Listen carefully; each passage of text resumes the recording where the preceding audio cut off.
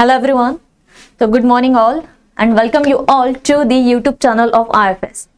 तो आज का है हमारा लेक्चर 3 जहाँ पर हम क्वेश्चन प्रैक्टिस करेंगे फ्रॉम दी बॉटनी सेशन और उसमें भी हम फोकस करेंगे आज plant development cell and tissue morphogenesis इस टॉपिक के ऊपर. तो starting with the first question, which of the following hormones plays a crucial role in apical dominance? Apical dominance क्या होता है?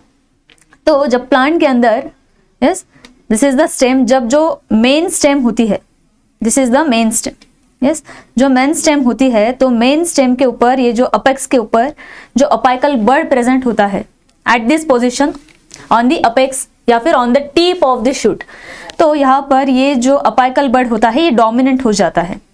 अपाइकल बर्ड क्या है? डोमिनेंट हो जाता है. और साइड में देखो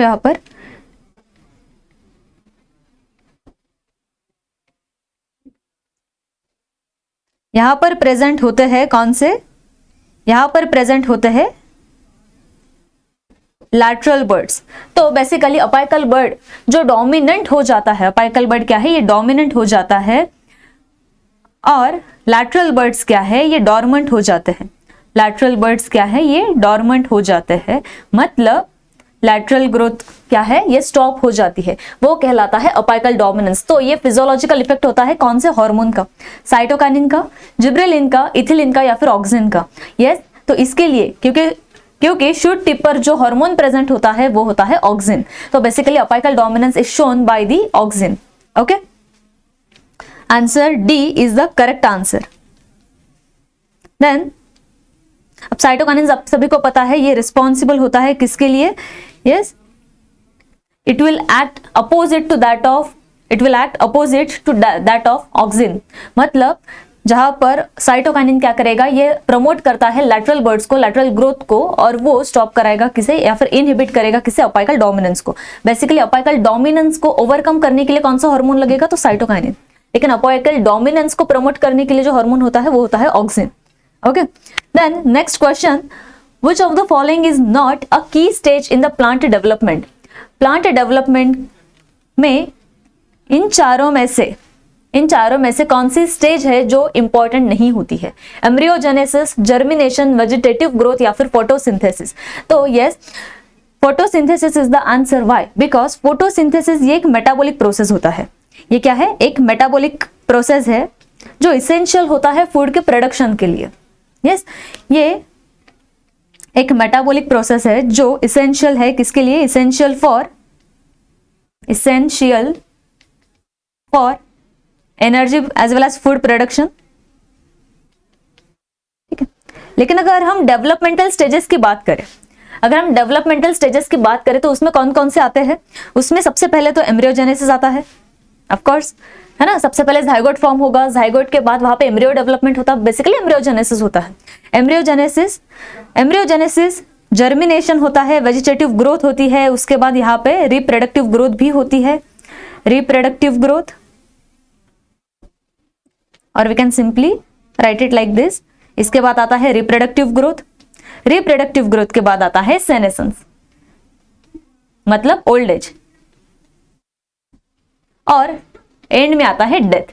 तो ये होती है कौन सी? ये होती है developmental stages. Photosynthesis is just a basic metabolic process. ठीक है, it is not a developmental stage.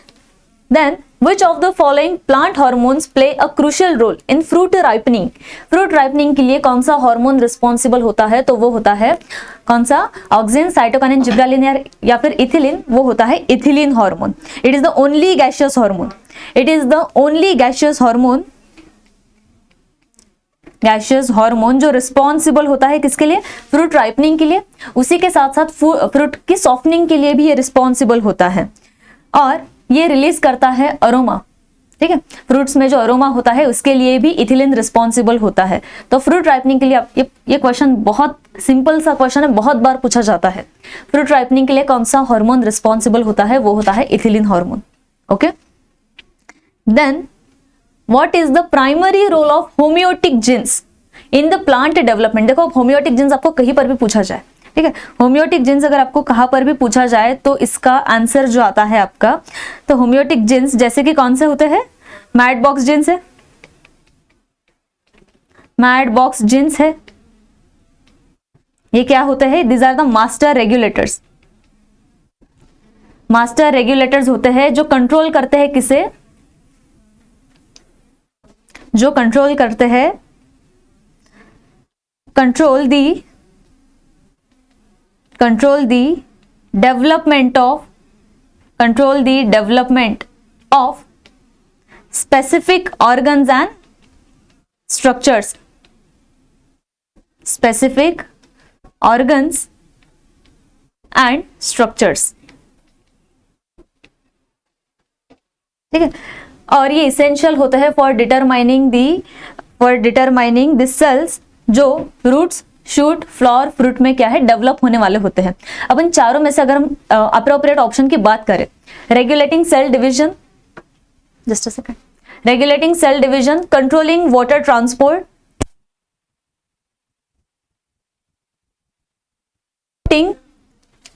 determining cell fate and identity और promoting seed dormancy। तो इनमें से द करेक्ट आंसर इज जो सेल का फेट डिटरमाइन करेगा और उन्हें आइडेंटिफाई करने में हेल्प करेगा। बेसिकली क्या है जो मैंने अभी आपको बताया, ये क्या करता है? ये कंट्रोल करता है development of specific organs as well as structures.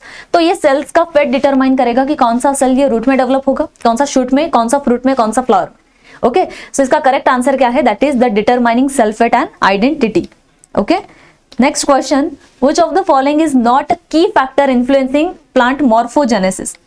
Plant के मॉर्फोजेनेसिस को डिटरमाइन करने के लिए इन चारों में से कौन सा फैक्टर ऐसा होता है कि जो रिस्पॉन्सिबल नहीं होता है?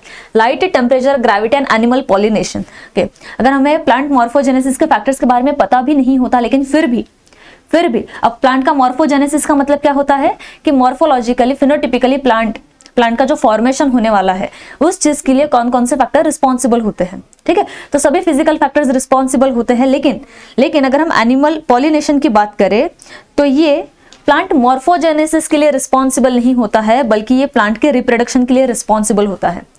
बराबर है। पॉलिनेशन हमें पता है क्या होता है, जहां पर एंथर का ट्रांसफर होता है स्टिग्मा के पास। यस, तो basically it is a part of reproduction, we can say, but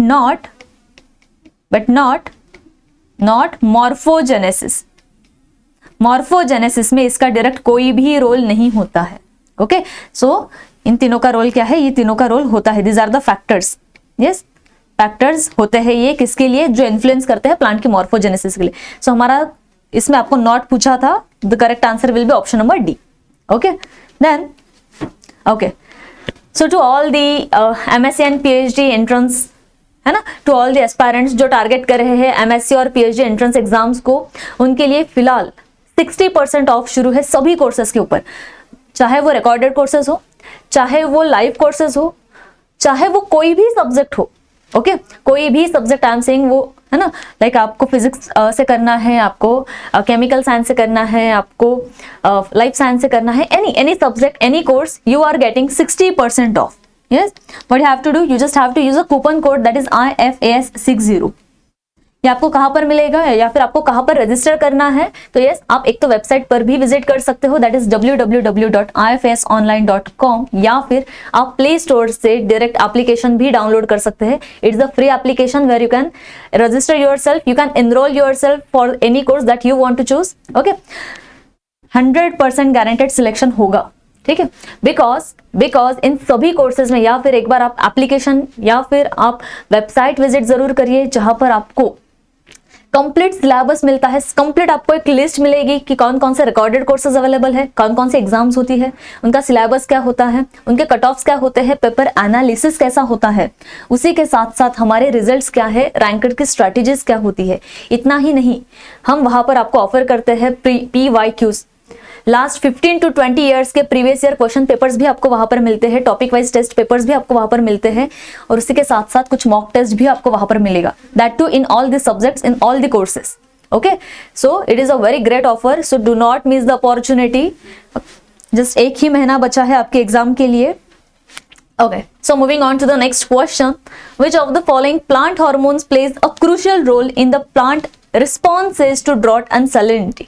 ठीक है, ड्रॉट और सैलिनिटी के दौरान, मतलब जब प्लांट एक स्ट्रेसफुल कंडीशन में होता है, तब प्लांट के अंदर कौन सा हार्मोन बढ़ता है या फिर कौन सा हार्मोन बनता है, सिक्रेट होता है? ऑक्सिन, साइटोकाइनिन, जिब्रेलिन या फिर एब्सिसिक एसिड। सो एक ऐसा हार्मोन जिसे हम प्लांट स्ट्रेस हार्मोन करके ही क्या है, पहचानते हैं। Yes, it is a plant stress hormone.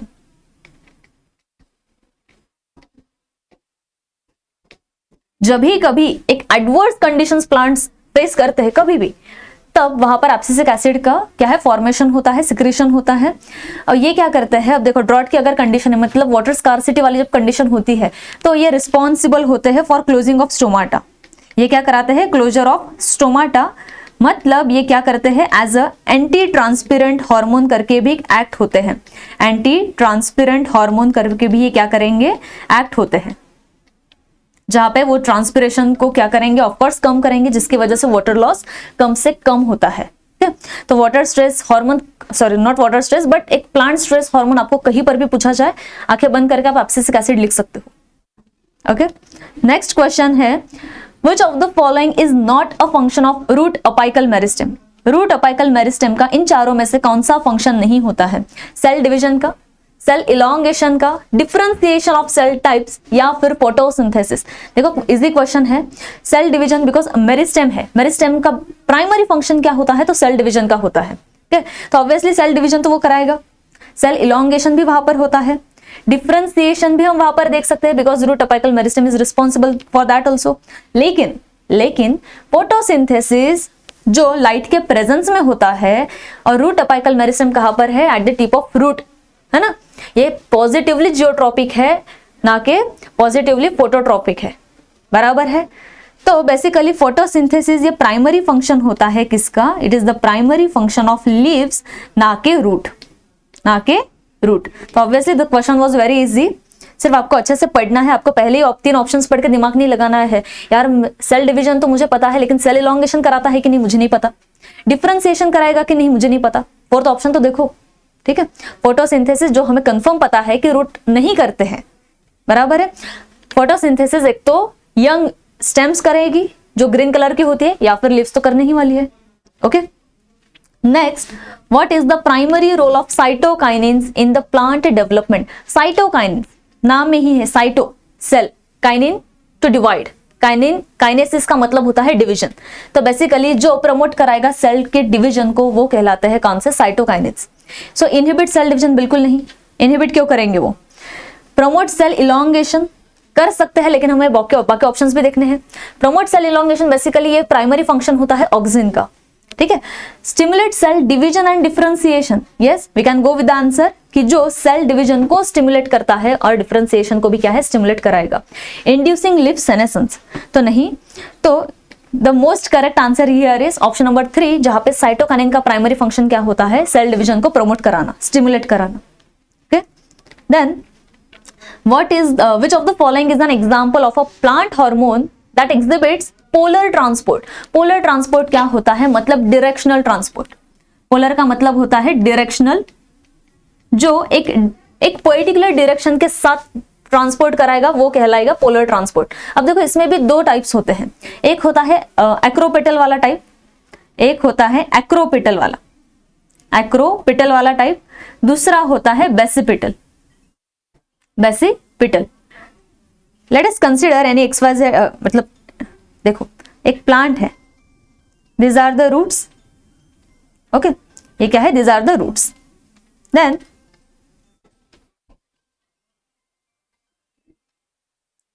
what is this, this is the shoot part, okay। अब देखो एक तो मूवमेंट होगा कैसा, एक तो मूवमेंट होता है इन दिस मैनर, मतलब रूट से, this is known as the apex part, है ना। अपेक्स मतलब जो अपाइकल पार्ट होता है, this part is known as the root, part is known as the base part. एक तो मूवमेंट होगा कैसा, बेस से जाएगा वो अपेक्स की तरफ, बेस से वो जाएगा अपेक्स की तरफ, अगर ऐसा होता है, ठीक है। अगर कोई चीज ट्रांसपोर्ट होती है अपेक्स की तरफ तो वो कहलाती है एक्रोपिटल वाली, ठीक है। अगर अपेक्स से वो जाता है बेस की तरफ, अपेक्स से वो जाएगा बेस की तरफ, वो कहलाएगा बेसिपिटल, ठीक है। एक्रोपिटल में क्या आता है, जब बेस टू अपेक्स, ठीक है। बेसिपिटल में क्या आएगा, from the apex to the base, वो कहलाता है बेसिपिटल। तो सभी हमने बहुत हार्मोन्स पढ़े हैं और इन सभी हार्मोन्स में सभी हार्मोन्स में एक ही ऐसा हार्मोन है कि जो पोलर मूवमेंट शो करता है, और वो होता है कौन सा? वो होता है ऑक्सिन, वो होता है ऑक्सिन वाला। Okay, that shows the polar movement.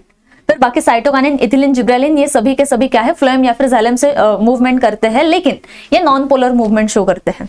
Okay, then the last question of today's series, what is the role of gibberellins in seed germination? seed germination, ये हमें तो पता है कि gibberellins is responsible for the seed germination, और उसका antagonistic मतलब इसका अपोजिट रोल कौन प्ले करता है? एब्सिसिक एसिड, जो सीड जर्मिनेशन को इनहिबिट करेगा और सीड डॉर्मेंसी को प्रमोट करेगा। जिब्रेलिन्स क्या करेगा? सीड डॉर्मेंसी को इनहिबिट करेगा, सीड जर्मिनेशन को प्रमोट करेगा। लेकिन करता कैसे है? तो ये क्या करेगा? ये मूव करता है, ये वाटर का इम्बिबिशन कराएगा, ठीक है, सॉरी वाटर नहीं, सीड का इम्बिबिशन कराएगा। अब सीड जब इम्बाइब होता है मतलब वाटर का मूवमेंट होता है सीड के अंदर, तब क्या होता है कि ये जिब्रेलिन्स ये क्या करते हैं? ये मूव करते हैं, ये एल्यूरॉन लेयर में जाते हैं। They move to aleurone layer, aleurone layer. अब एल्यूरॉन लेयर क्या होता है? तो एंडोस्पर्म की ऐसी लेयर जो बहुत ज्यादा प्रोटीन रिच होती है। क्या है? द मोस्ट या फिर the protein rich layer, protein rich layer, ठीक है, जो सीड के पास प्रेजेंट होती है। अब एल्यूरॉन लेयर में जब ये मूव करेगा तो वहां पे प्रेजेंट है कौन सा hormone? That is the alpha amylase, sorry कौन सा प्रोटीन प्रेजेंट है वहां पर? The enzyme known as alpha amylase. Alpha amylase is the one जो कराएगा ब्रेकडाउन किसका? स्टार्च का, breakdown of starch. Now the starch that is available there, ये यूटिलाइज करते हैं डेवलपिंग एम्ब्रियो, और वहां पे होता है उनका सीड का जर्मिनेशन, वहां पर होगा उनका ग्रोथ और development. Okay, so basically gibberellins क्या करते हैं? ये ब्रेक करते हैं सीड डॉर्मेंसी को bye promoting the synthesis of the enzyme. कौन सा एंजाइम? अल्फा अमाइलेज, ठीक है, जो मोबिलाइज करेगा और ये स्टोर्ड जितने भी फूड स्टोरेज है ना, जहाँ पे फूड रिजर्व्स होते हैं, स्टोर्ड फूड रिजर्व, तो उन्हें वो क्या करेगा? उन्हें वो बाहर निकालेगा, जो ये डेवलपिंग एम्ब्रियो क्या करेगा? यूटिलाइज करेगा, ठीक है। तो बेसिकली हमारे ऑप्शंस क्या आते हैं? जो इनहिबिट करेगा सीड डॉर्मेंसी को, ये प्रमोट नहीं करता, ये इनहिबिट करता है सीड डॉर्मेंसी को। प्रमोट कौन करता है? तो ये एब्सिसिक एसिड करता है, ठीक है। सीड डिस्पर्सल नहीं करेगा, ये स्टिमुलेटिंग रूट हेयर फॉर्मेशन भी नहीं कराता। तो बेसिकली इसका हमारा करेक्ट आंसर कौन सा है? Option number A. Okay, so we are done with the 10 quick questions of today's series. Okay, now to all the aspirants who are targeting GATE 2025 का एग्जाम, ठीक है, अभी एक ही महीना बचा है। So you are getting a free content, yes, आपको फ्री PYQs मिलते हैं एप्लीकेशन पर भी as well as on the website also. You can scan the QR code here to avail the offer. अब देखो यहाँ पर जो भी बच्चे CSR, NET, GATE, SET, NB, HM, TIFR को टारगेट कर रहे हैं, उनके लिए 100+ PYQ पेपर्स अवेलेबल है दोनों जगह पर, एप्लीकेशन पर भी, वेबसाइट पर भी, ठीक है। और ये जो प्रीवियस ईयर क्वेश्चन पेपर्स है, देखो ये लास्ट कितने ईयर्स के हैं? ऑलमोस्ट 30 ईयर्स इतने क्वेश्चन पेपर्स आपको एक ही जगह पर कहां पर मिलने वाले हैं, ठीक है। तो टॉपिक वाइज पेपर एनालिसिस भी है, ईयर वाइज कट ऑफ्स भी आपको देखने मिलते हैं, एग्जाम पैटर्न्स है, सिलेबस है, इंपॉर्टेंट डेट्स है, उसी के साथ साथ यूनिट वाइज, टॉपिक वाइज और मॉक टेस्ट भी अवेलेबल है, लेक्चर्स है, स्ट्रेटेजी वीडियोस भी अवेलेबल है। ओके, बहुत सारी चीजें हैं आपको एक ही जगह पर मिलने वाली है। At least go visit, see that. Okay, first you have to register yourself and then you can enroll for any course. Okay, so this is all from my side. Thank you so much.